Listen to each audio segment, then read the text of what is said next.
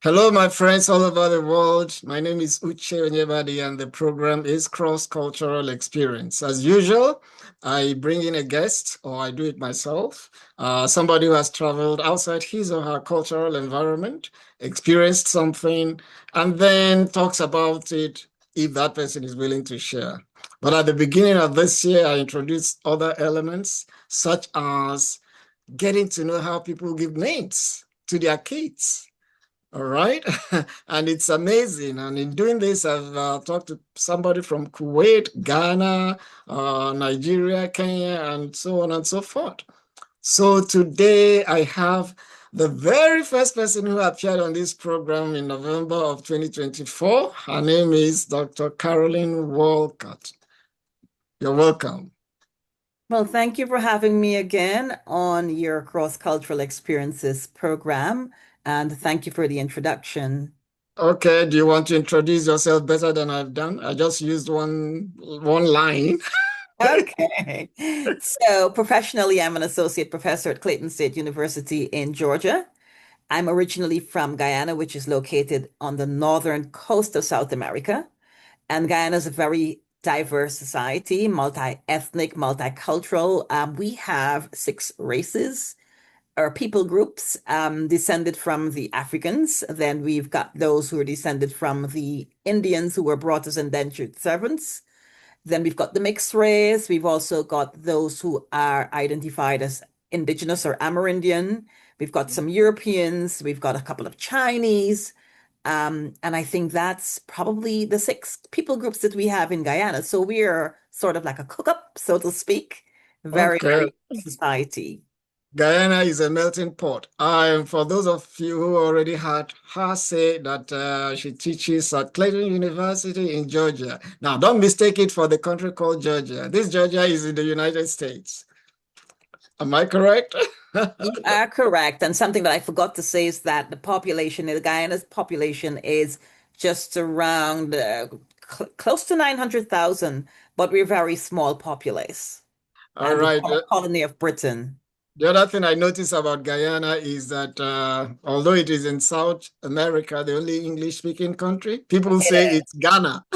Exactly. And I usually have to make that distinction. We are a former colony of Britain in South America. We are actually geographically South American, but experientially and culturally Caribbean because we're part of the Anglo-Caribbean, meaning those countries that were colonized by the Brits in the Okay. Caribbean region.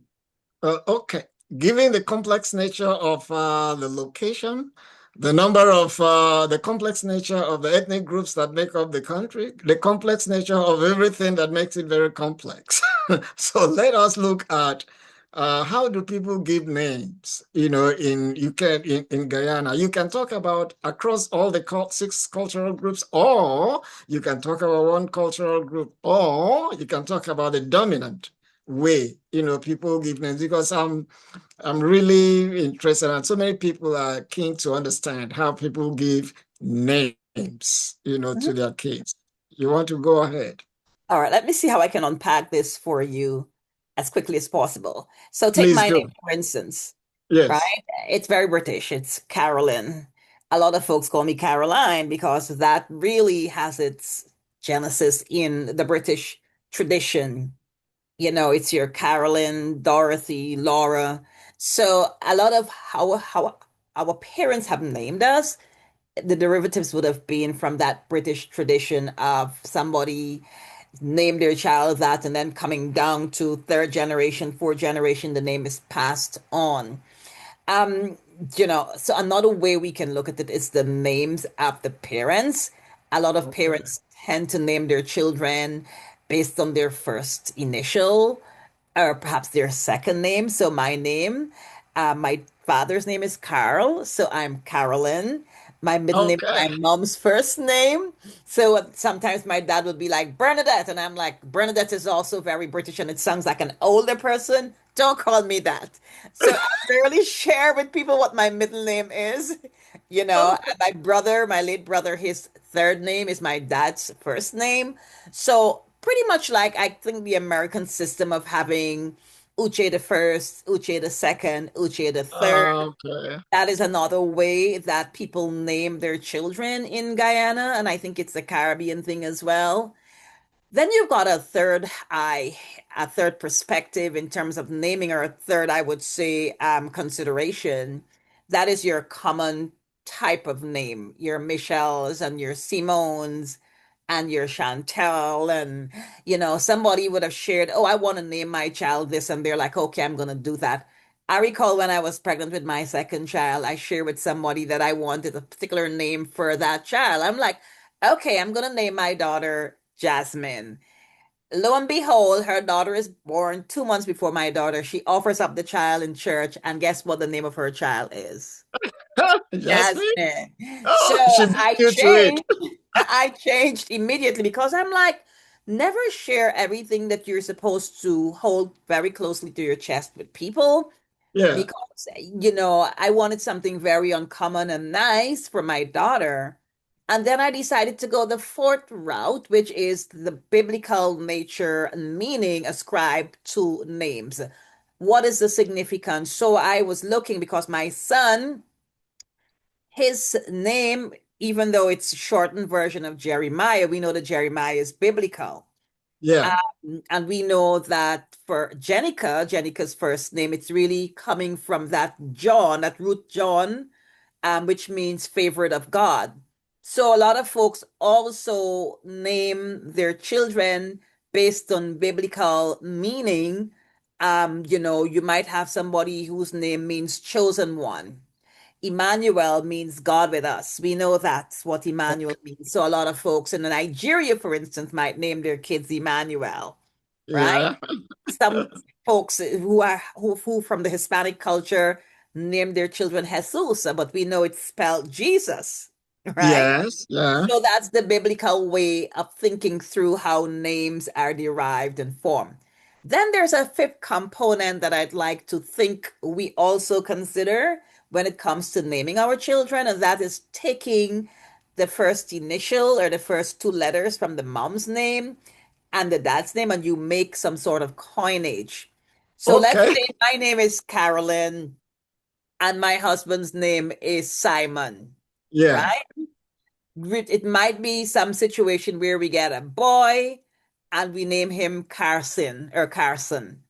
oh, If we oh, get a girl, we might name her, Carsima or whatever it is. okay, So I had some students, and as soon as I saw their names in the past, I said, oh, that's your dad, right? She's like, yes, it's my dad and my mom who came together and they named me the name that I now have. So it's that coinage of making up the first three and the last three of the moms and the dads, and then you have one specific name there.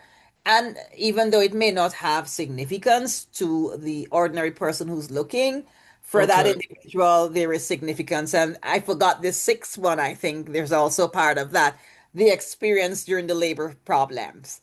Like ah, somebody once said, getting a child is 1 foot in and 1 foot out of the grave. And so if a mother has had very hard labor, she might name that child Stay On, right? reading what?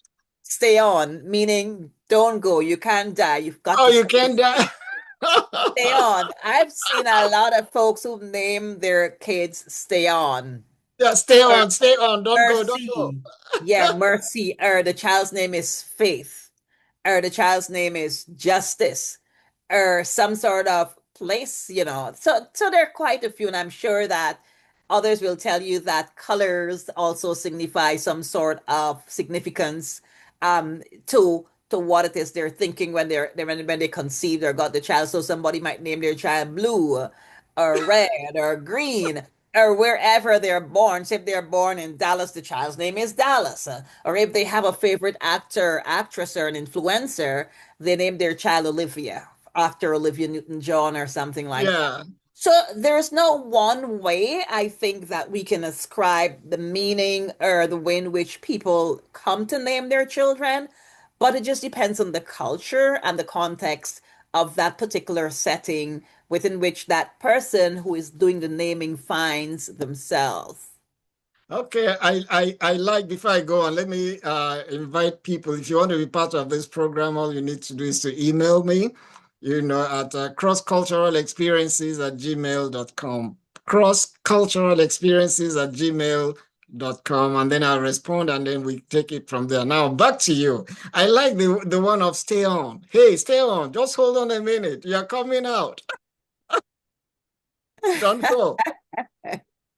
That's the reason why kids, when they get to that age, that Yes. adult age, they change, they do deep poll, and they're like, I didn't like what my mom or my dad named me. I'm just gonna go to the courts and I'm gonna say that's not what I'd like to be called. Because in Ah, some instances, you'll find that kids are teased or bullied. We call it teasing, but it's real bullying, bullying. Okay. as a result of what their name is and how they're called. You're hardly likely to be bullied if you're like a Mark or a Christopher.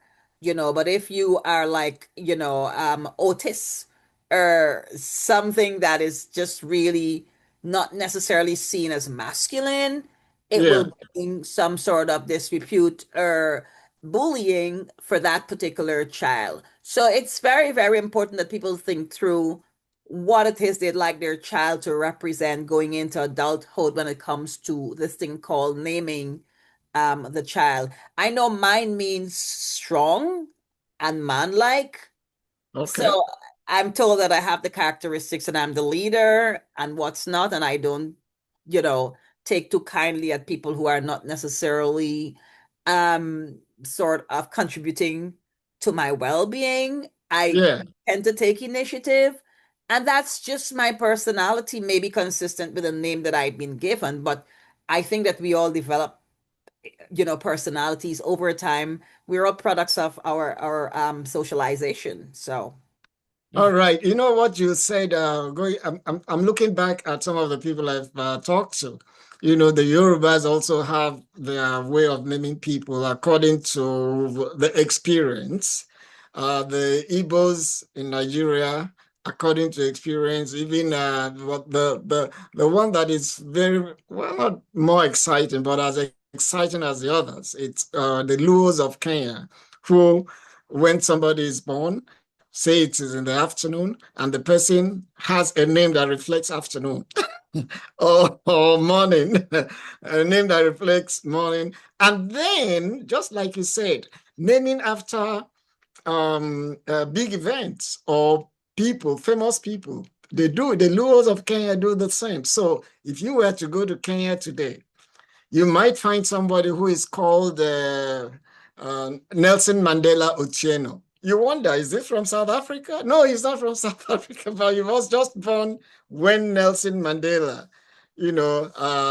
probably when he got out of jail or all this, just like Nelson Mandela. But another thing, just quickly before I come back to you, um, in Kuwait, they also do the same thing. So I was told that in Kuwait, when Saddam Hussein was there before he was removed, there were so many people who were called Saddam Hussein.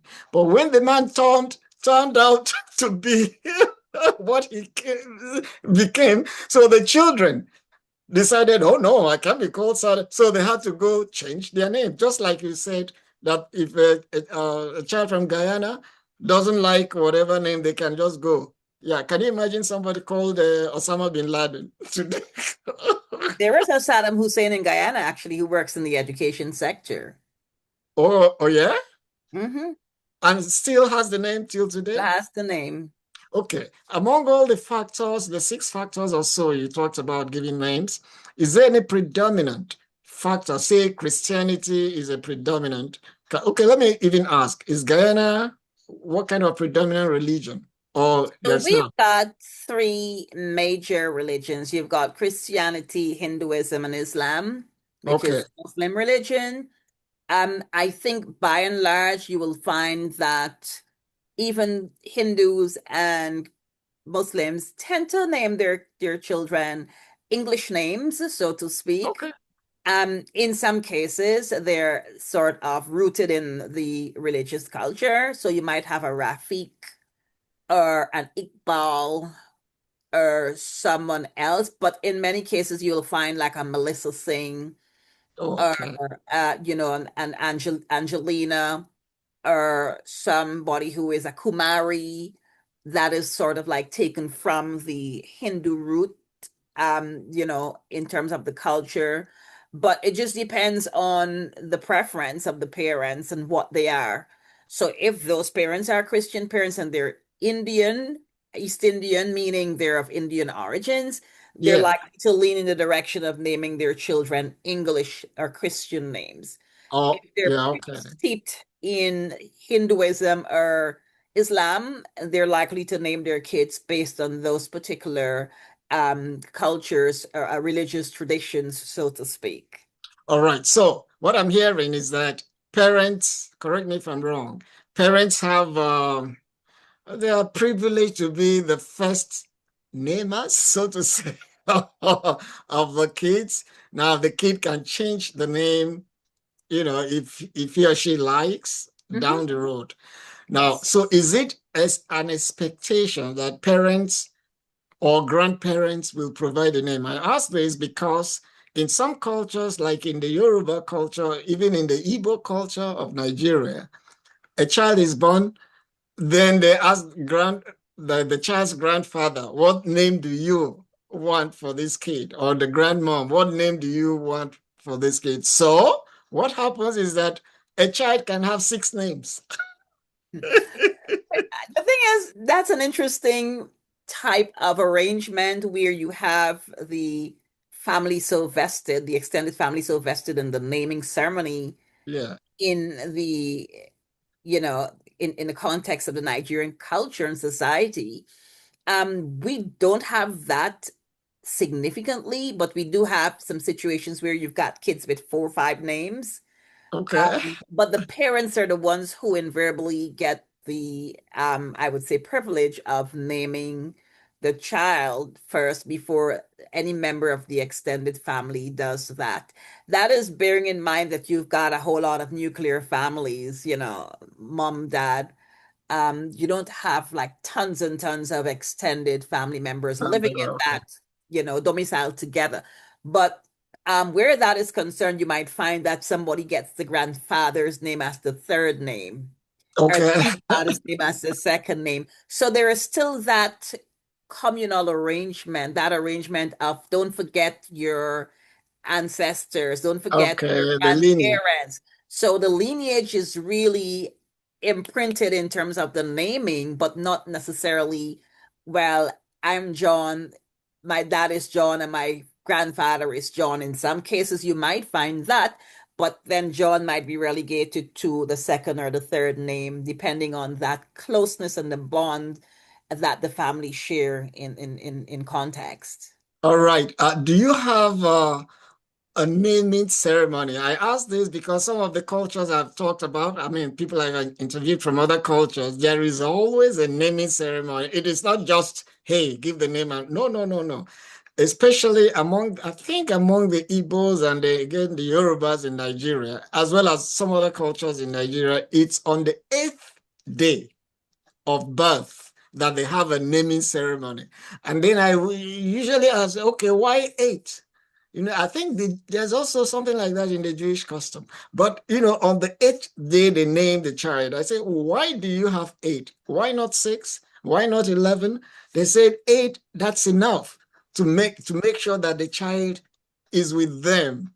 Don't die. You're welcome. Just like the name when they know I that the child is there. Do you have some kind of naming Yes, I am ceremony? not aware that there is a tradition of naming ceremonies in Okay. Guyana. They may exist maybe in the indigenous culture and or in Yeah. some other cultures that have actually ascribed to the traditions of the Africans in terms of the naming ceremony. But what I do know is that there is the offering up of the child where the names are written down and then the pastor calls the names and baptizes based on the Catholic tradition. When it comes to the Pentecostal, evangelical tradition, it's the same. We're offering up this child. They would have already established the names and it's on paper. What I do know is that you have a certain time statutorily to register your child's birth, and you'd better have the names spelled correctly. Ready. ready and spelled correctly because I recall people going to do deed polls because it was some form of typographical error or somebody did not hear correctly when the person went to register. And so you've got like back in my mom's day, it was her big sister who went to register her birth. It was not the mom. The mom is probably home recuperating. It's Yeah, not like what is happening now where mother and father they're going to sign. So my yeah. mom's name it has changed. My mom, they call her call name was Cutie. That's what her mom called her because she was the last of eight children. Children, All right. okay. So when they turn up to the registrar's office to register, all my aunt can recall is Cutie, but my mom's name is Bernadette.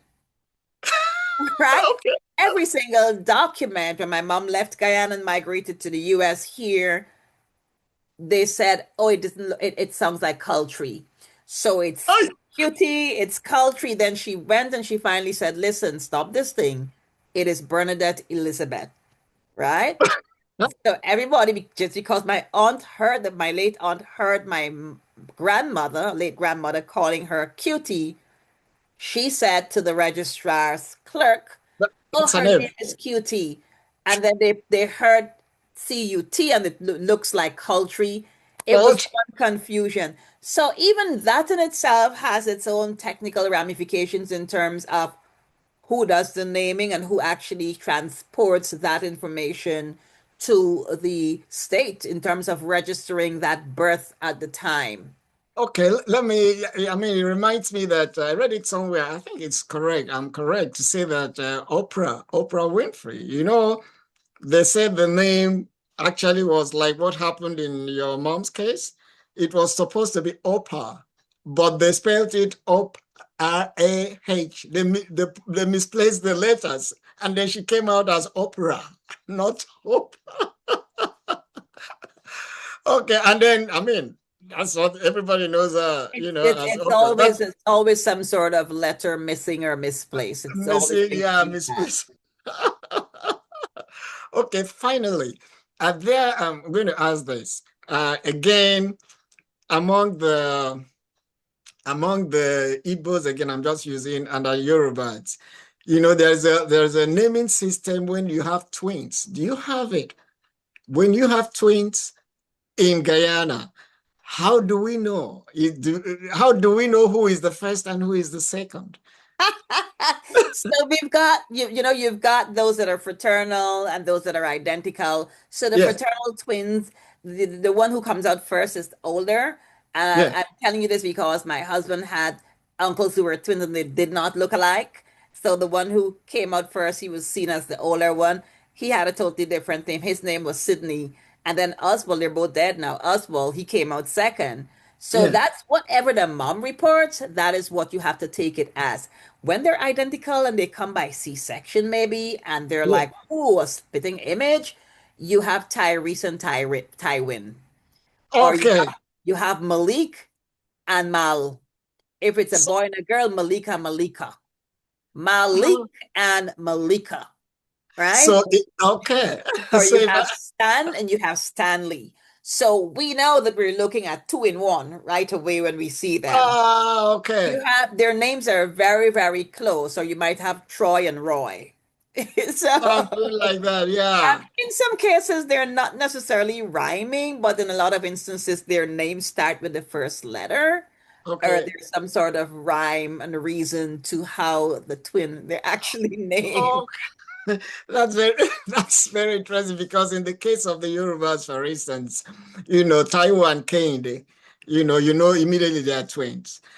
In the case of my village, for instance, Onyisi and Agiriga, you know that they are twins. Okay. However, the difference between us and what you are just telling me now, the person who is born first, who comes out first, is actually in my village, is actually considered as a younger one. Really? Right. The reason being that, yeah, so the second is the older. The reason being that they are like, it's like the second one is a king. The way the king sends the messengers or the servants, go and see how this world is coming. So That person is the messenger, the one that comes out first. Is the servant to the king. And then when the myth is that that one now comes and says, okay, your lordship, you can now come. So the king comes. So the second one is considered the, the older That of is an the two. interesting concept in terms of the prodigal son, the Yeah. one who went away and came back. He was the younger, the Bible describes him as the younger one. The older Yeah. one stayed in all the time, but yet the younger one was bestowed with much more than he had, and he was But yeah, he was restored. considered the king. Yeah, Welcome back. yeah, that is Okay. interesting. So All right. there I know. has to be some things that are in there that are biblical in terms of All the right. Okay. things. Is there any other thing? Because I know we can spend hours and hours talking about this. Is why cross-cultural experience is very, very interesting. Cultures that, yeah, I mean, especially, yeah. Is there any other thing before we wrap it up?